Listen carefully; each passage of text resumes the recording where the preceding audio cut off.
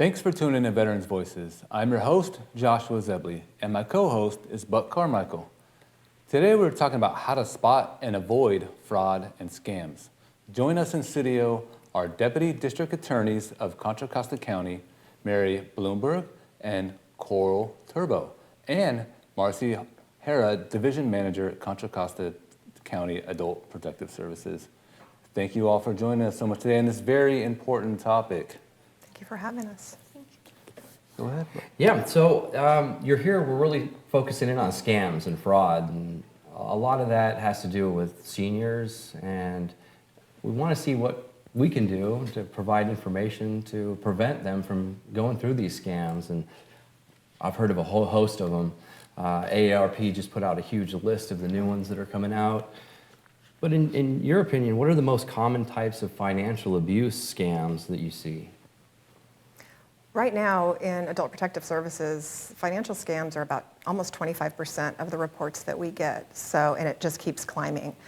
And so a lot of what we're seeing is impersonation scams. And so we see people who are contacting adults and saying that they're either their grandchild or that it could be their, from the IRS, they're from the Veterans Associations, and letting them know that they can assist them with their pensions or helping them get more for their pensions. We're also seeing romance scams where somebody who meets somebody online and then all of a sudden, they're their new best friend, and it is a very long game that they're playing. So they tend to get in this relationship and promise marriage and long-term love, and then all of a sudden they're providing money or sending money so that they can buy plane tickets and those types of things. There's also lottery scams, sweepstakes scams. There's so many out there, and they just keep getting better and better. Yeah, I remember when it was, early in the 2000s where there was a prince from Africa, and you had to send money to him. So they've evolved a lot. Is there a role that AI plays in this now too, or?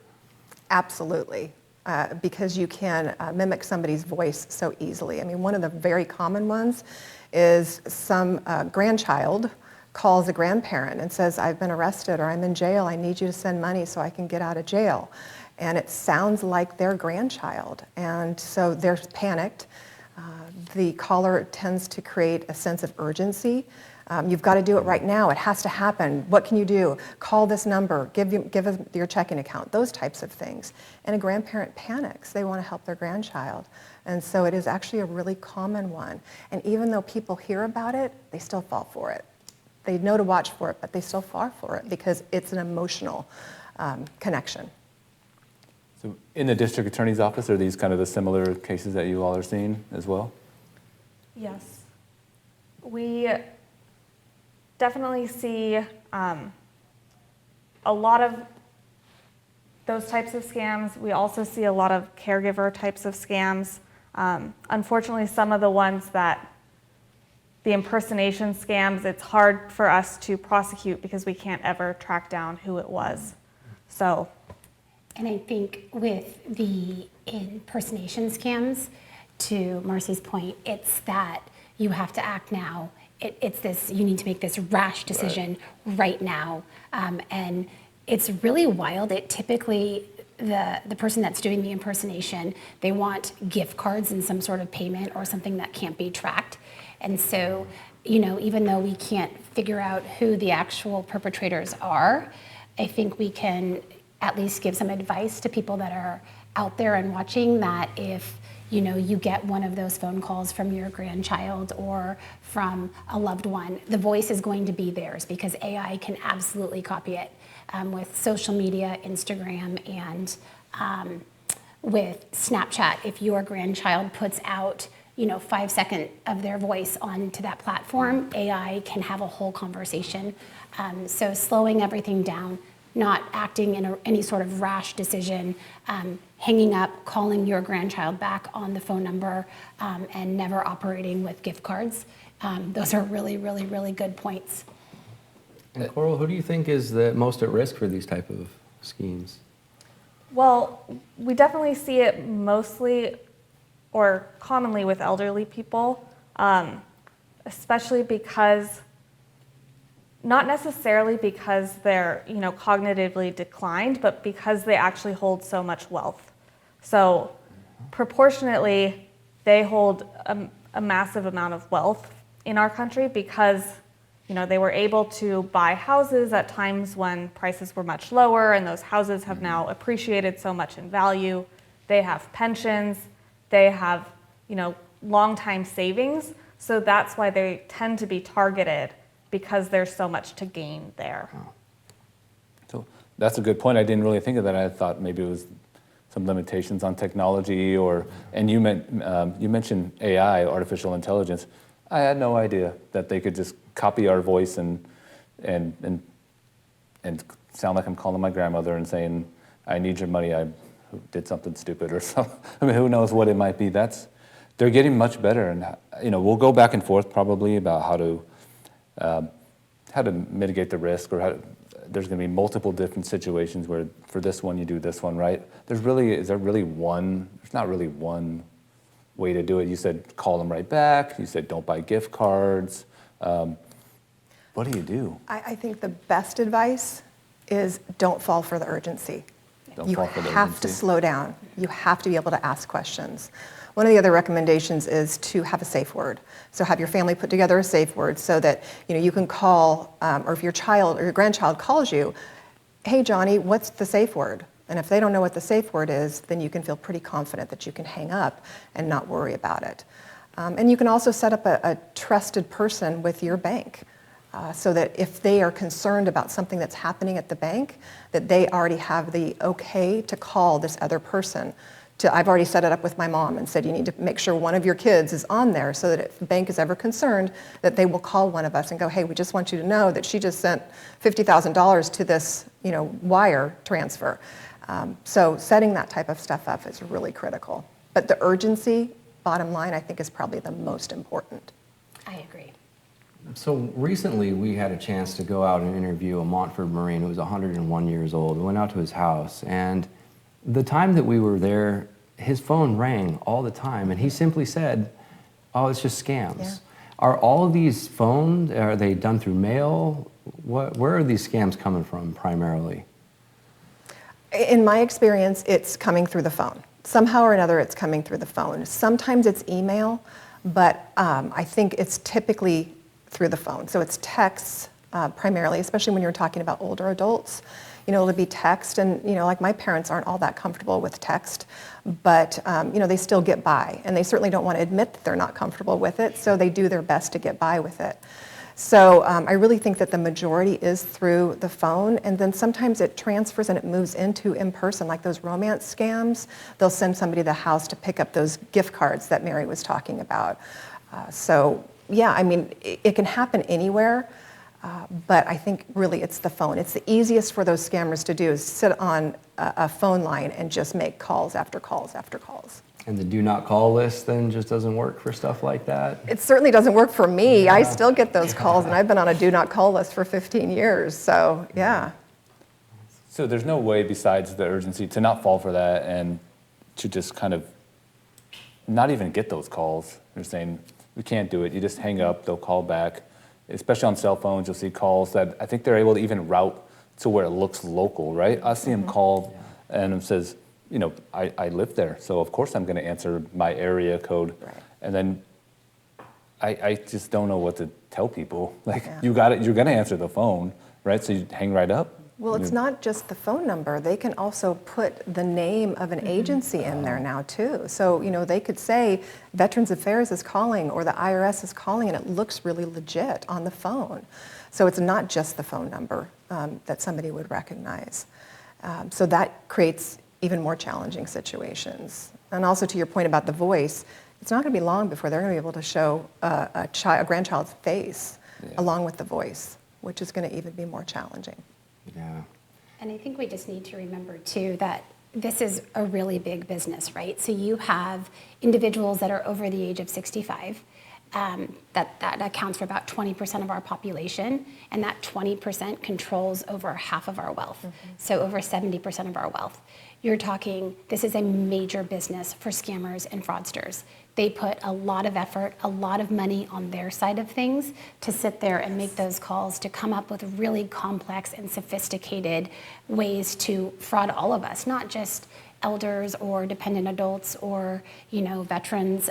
It's everyone, and you're talking a lot of money. I think in 2024 the numbers are close to $5 billion was taken with a B from elders over the age of 65. And I know that Marcy was going to chat about this, but there's so much shame regarding reporting that you were a victim of fraud that we believe that number is significantly underreported.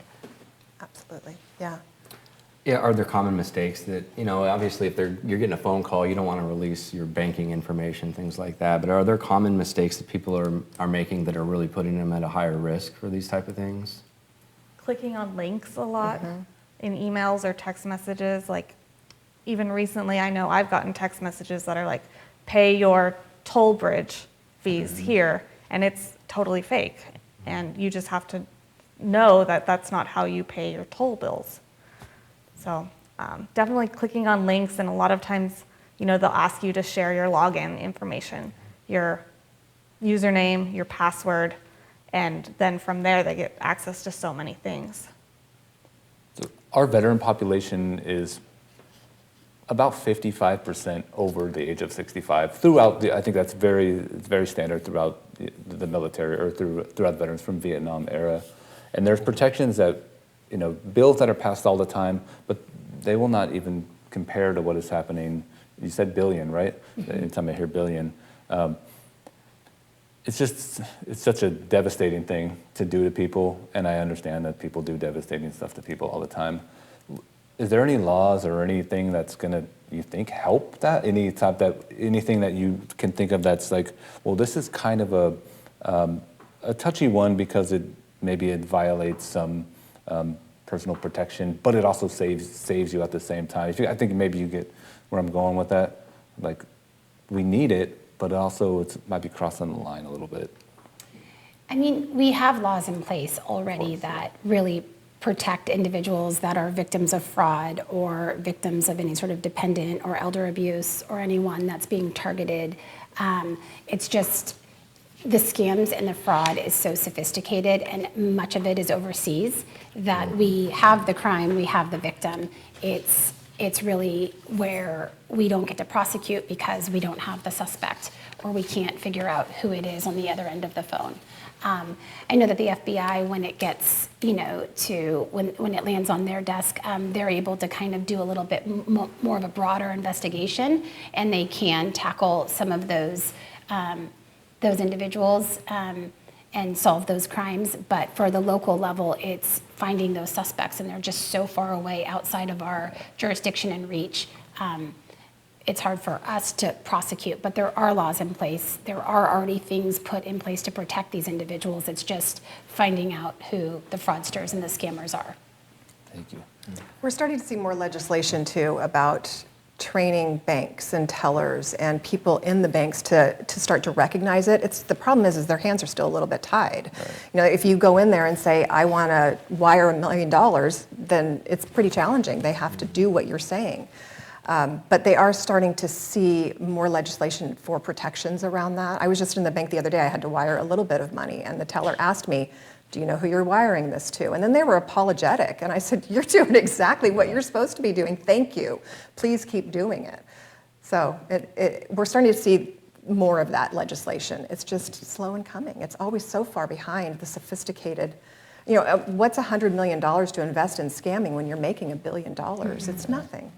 So they're willing to, like what Mary was saying, they're willing to put all that money toward it. Veterans Voices correspondent Elena Kim recently got to hear about what the Department of Veterans Affairs is doing to help veterans avoid scams and fraud. Let's take a look.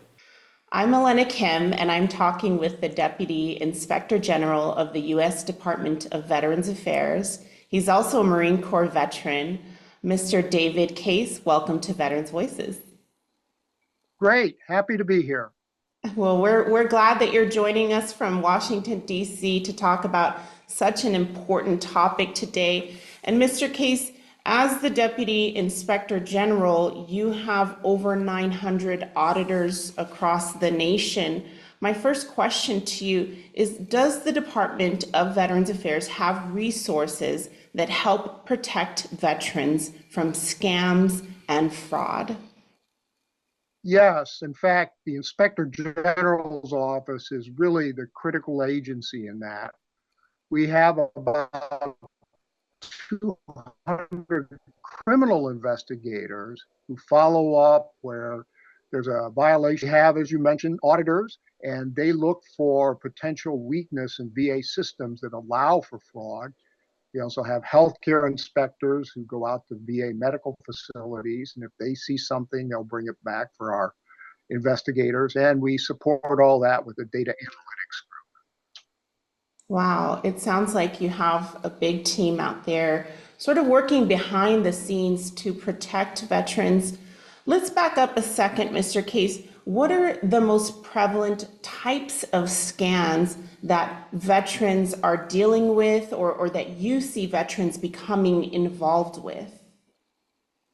Yeah, there's a whole gamut directed at obtaining for bad actors veteran benefits, things that are unique to veterans, including trying to essentially get access to their pensions.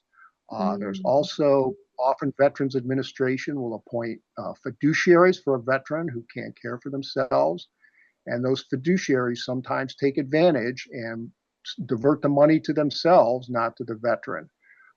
There's also fraud in theft of benefit payments and medical devices. Bad actors will arrange for a veteran to get shoddy devices for on VA benefits. So there's a lot of ways that veterans, because of the earned benefits they have, bad actors will attempt to take advantage of that. Wow. And of course, a lot of the veterans that are experiencing some of this fraud might be seniors. And so I think that one of the challenges for seniors, but really for all of us, is identifying those frauds and scams and really distinguishing them from genuine benefits that the VA is providing and that veterans are eligible. How, if you were talking to our veterans right now, what are the red flags or warning signs that people should be looking out for to really identify this? You might want to ask a few more questions and get some clarity on. Yes, great question. So the first thing to look out for, if your benefit payments from the VA suddenly diminish or disappear, then that's probably a red flag for sure that someone has somehow gained access to personal information to divert them. If you receive equipment, CPAP devices, hearing aids, prosthetics that you're not aware were ordered or that appear to be shoddy or failure, then probably someone is selling you or giving you goods on VA money which do not meet the VA requirements. You can also find if your loved one is a veteran and there's a fiduciary been appointed to care for him, if that fiduciary or your veteran all of a sudden doesn't seem to have their needs met and they had been before, then that's another red flag. Potentially the fiduciary is diverting money.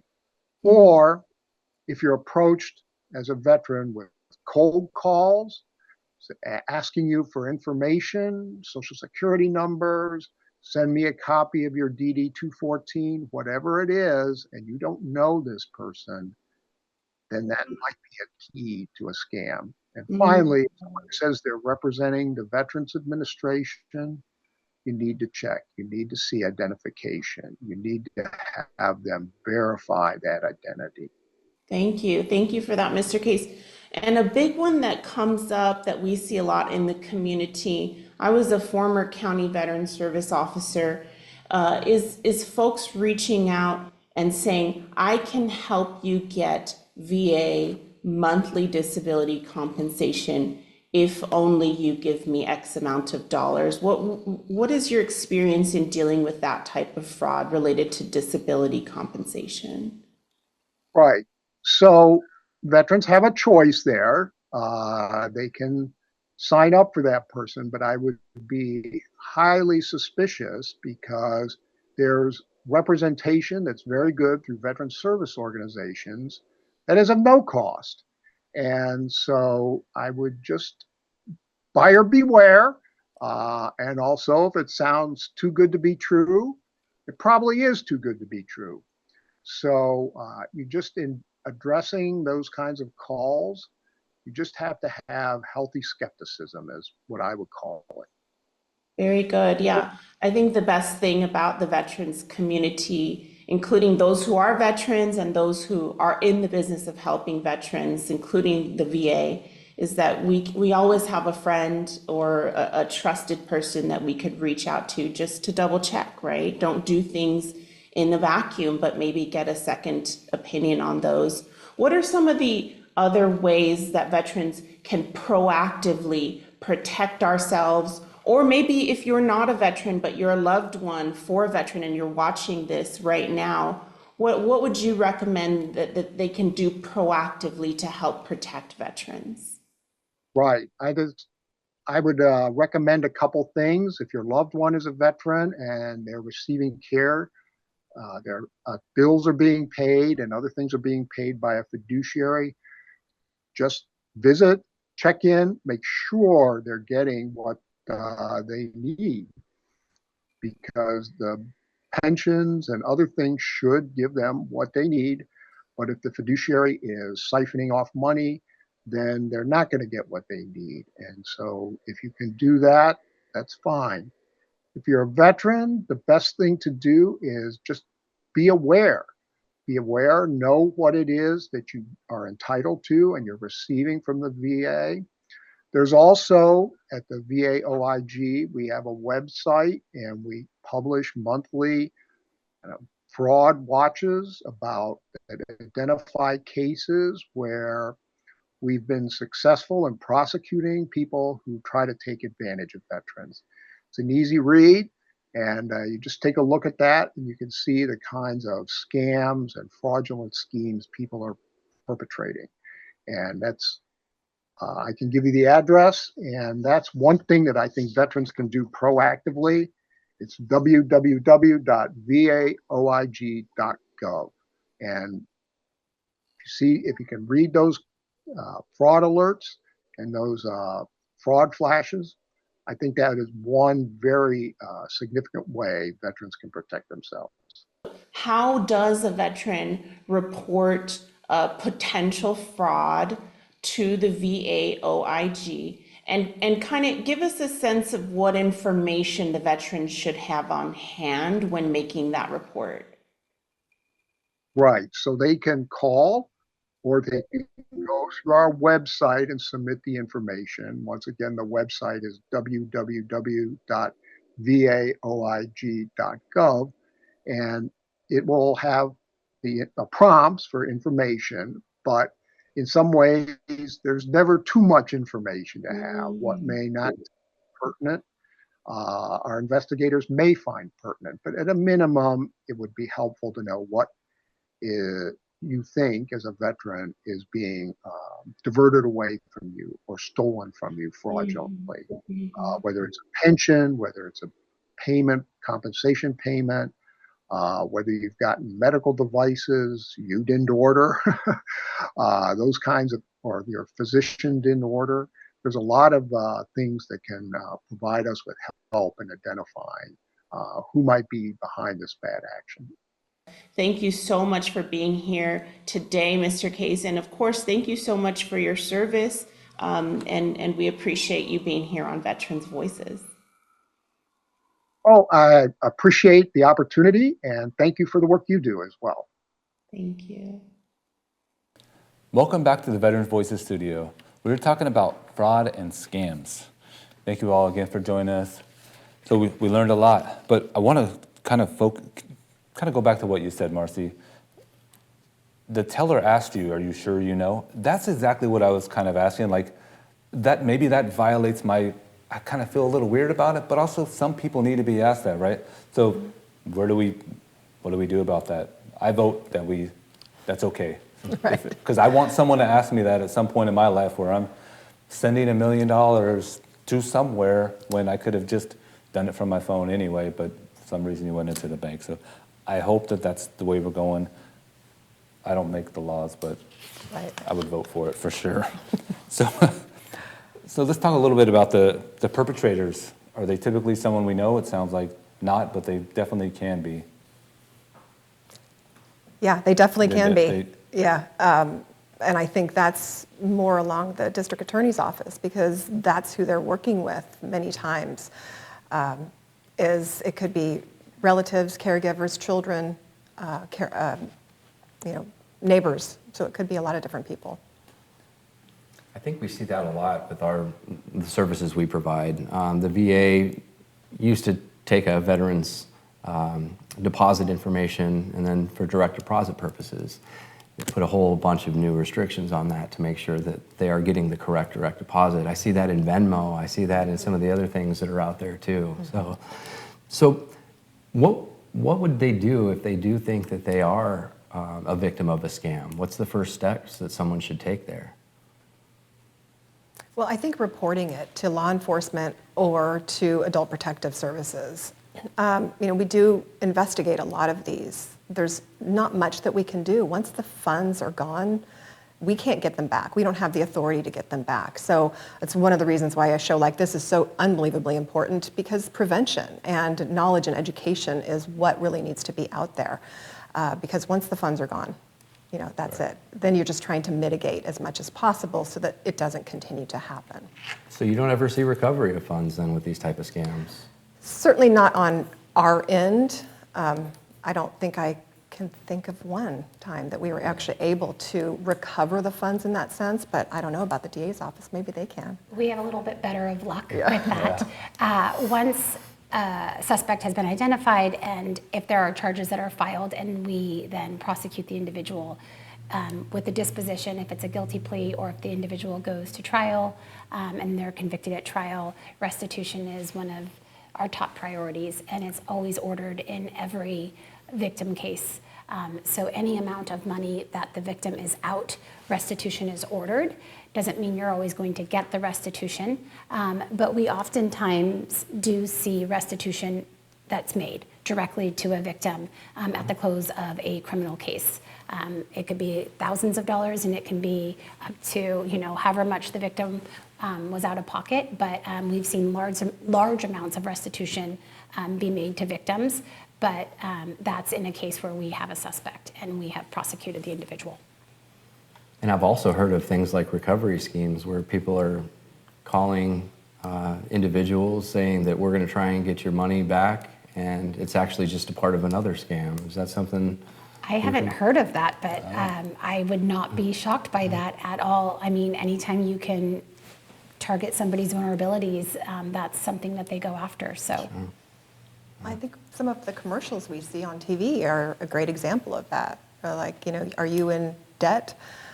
Here, let us help you get out of debt, and we'll consolidate your debt. And you never know what's behind that. Then you pay somebody more, getting more debt to get out of debt. That's what it seemed like a lot of Right. those. And then you never get it back. What are something that caregivers can do to protect themselves when their family may be forgetting things and then being kind of accused of something that seems really, to me, it seems like it's such a one-off, but I don't really think it is. I think, as you get older, you kind of forget who you gave permission to. Do you see that type of thing in Adult Protective Services? Absolutely. I can think of a case not that long ago where we had that situation. Is the elder was dealing with some cognitive issues, and we kept saying, you've got a reminder. And I think it was a child, one of their adult children, was saying, but I keep telling her that, and she continues to answer the phone or to give out information. And so one of the things that we were trying to be creative is we suggested that she just put a bunch of little signs all over the house, and especially near wherever she had her phone often, saying, make sure you ask questions. Don't ever give out your information. Don't ever give out your social security. So, real quick, not a whole big book, but just something for reminders so that she was constantly seeing that around the house. So those types of things, you got to be really creative in trying to help them, because even though she may still be able to stay at home and she's not, cognitively affected to the point where she has to go into a residential care type setting, but you still have to be able to protect them. And talking about it, which is not always easy, talking to your parents about money, but it's so important to have those conversations. When you're looking after your parents, right? You have the trust, and sometimes there's also mental disabilities that go along with aging too, dementia, Alzheimer's, and stuff like that. Are these scammers really trying to focus on people like that, or is there a way that they can find those specific individuals who they'll have likely success with that? Well, we do see that sometimes with hired caregivers, who they're hired exactly for that purpose, because the elderly person has some mental disabilities, and they're kind of on the decline. And so these people are brought into the home, even sometimes through a licensed agency, and they start to take advantage. But first they build trust. And so they become such an essential part, and they're so scary because they have so much access, because they're actually in the home, they're being able to see the bills that come in, they potentially can access, credit cards, debit cards, things that are left in purses around. I just got one case yesterday that's the case. They were working in the home and got access to a credit card that was left in a purse nearby, and then used that to purchase a cruise for themselves. And because they are really relied upon by the victims, and they make themselves relied upon in that way, so that they can gain that trust and then, suggest, oh, well, why don't I just pay this bill for you? Mm-hmm. And, why don't I just manage, payment of these bills? And then eventually, they're giving them a false bill and having them pay that and just taking that money. Mm-hmm. And so that's something to really be on the lookout for in terms of watching these people that are brought into the home to help, to make sure that they're not taking advantage. If I can add on to that, it's not only that the caregiver then gets the trust of the victim, but they're also getting trust of the family members, because that person is caring for your aged parent, and so you're really relying on them to do a lot of things. So they're building trust not just with the victim, but with the families as well. So making sure that you as a family member are having discussions, that you're thinking of different ways. Maybe mom likes to have a credit card, but she never uses it, so get a credit card that's got a really low limit. And just changing things up a little bit to try to protect her circumstances. And I always say, when talking with individuals that are thinking about hiring a caregiver or bringing a caregiver into the home, right? Because that individual has so much access now, and access without eyes. And so oversight is so important. As soon as anybody that's a dependent adult, an elder, a veteran becomes isolated, that's when they're most vulnerable. So I think unannounced check-ins, letting the caregiver know at the beginning, hey, listen, we're going to have somebody checking in on all of my mom's or my dad's accounts. We're just going to do that just in the normal course of business. We don't know you one way or another. No offense to you, but this is what we're going to do. We're going to have weekly check-ins on my mom's accounts. We're going to drop in unannounced. We're going to make sure people are checking in on our elders. And if you have a neighbor or a friend that's a veteran, and you know that person is alone a lot, it's really important for us to check in on each other, because as soon as somebody becomes isolated, that's where I think they become most vulnerable, and they can become more of a target. And not just even with licensed or hired caregivers, but we do see that isolation affecting, like when you have a suddenly new friend that comes into the picture. Your mom has suddenly made this new friend who's offering to help her out all the time and really becomes someone that they relied upon. And then next thing you know, that person is, maybe cleaning up the house and sneaking valuables out of the house, or convincing them that, let me just be your power of attorney. and I'll just help you make some of these big decisions and take that off your plate. So it's not even necessarily the hired caregivers, but just new people in their lives you need to be suspicious of as well, and just make sure you have that oversight into them. And I really think making sure you're checking in and making sure that they don't feel so isolated that they're going out and seeking someone else to help them make these choices. It definitely seemed like there's a few different avenues here, right? There's the kind of the oops, I clicked the link on the text message. I didn't really know. I mean, we could all do that. Or, I did something like that, and that's the financial part. But then there's also the emotional part where people are, getting emotionally invested in making that isolated person feel, and that's really horrible. I mean, they're all really horrible. But so it's our job, all of our jobs, to make sure that we're educating older veterans, older people, even younger people too, right? I think we could all fall for these scams and these frauds. If somebody called me and said my mom needed something, I might click that button and like, why did I do that? I know better than that. But so it's out there for everybody. I think if veterans that are watching and family members, you need to learn about this first so you can share it with your family. So we only have about a minute left, and I want you guys to be able to say, don't fall for the urgency. Give us a couple of those quick hot elevator tips if you're talking to your parents' friends or something. I am here. Don't fall for the urgency. If it's a rash decision, you just need to make sure that you slow it down. Don't click here. No matter what it is, don't click here. Slow down, figure out where it is that you're actually clicking, and don't ever pay anyone in gift cards. You got more to add to that? And I would say if you're a loved one of an elder, make sure that you're checking in with them and giving them that social interaction that they need. Isolation and loneliness is very dangerous, not only just for your own mental health, but for scams. They quickly can fall for scams. So making sure that you are checking in and maintaining that relationship with your loved one. Well, thank you three very much, and for everyone who's in the same line of work as you do, it can't be fun, but I think the pleasure is putting those people away and helping people, right? That's kind of the same thing we do.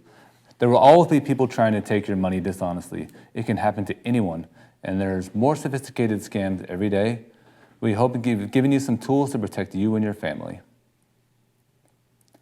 Here are resources if you want to learn more or reach out. For help with accessing any veteran service benefit, a county service veteran officer is a great place to start.